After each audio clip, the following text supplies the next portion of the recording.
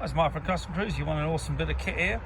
Check this. These are billet Fords for a Yamaha XV1600. We are intending on doing them for also an M1800 mids for people short asses like me that can't reach the stupid Ford controls. You're in an enormous V shape, which is really uncomfortable on that particular bike. Okay, billet CNC. You can see the quality of these things. These are not cheap shit. Very, very well made. Come complete with all the brackets. This will bolt straight on your XV16. Also available in billet alley, mirror polished. Okay, which again, chrome comes off, waste of time. So these are anodized, so you've got no problem at all. And here's the shifter side. Okay, this arm will lift up.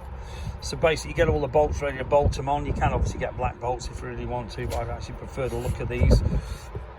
And you can see here, you undo this screw under there, and this will allow you to have this upright, because obviously you set this for this needs to be at 90 degrees to the shift rod. We also do a billet shift rod as well, but this will run on .5. Okay, don't use that shitty .4 that's cheap as hell that everyone uses. Even Harley use it now. They used to use only .5. Now .5 is a silicone oil.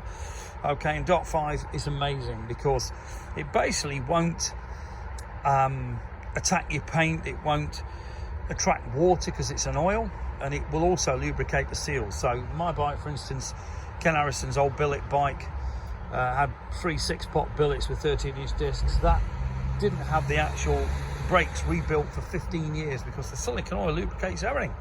And it was only done because I was going to refurbish all the calipers. But technically the .5 will last way over that. It's used in aircraft, it's used in the old Harleys, used in a lot of marine applications as well, because obviously you don't want it absorbing water. But the quality of these things really is something else. So if you're interested, give us a call at 1773 835 666. Thank you. We'll see CustomCruisers.com.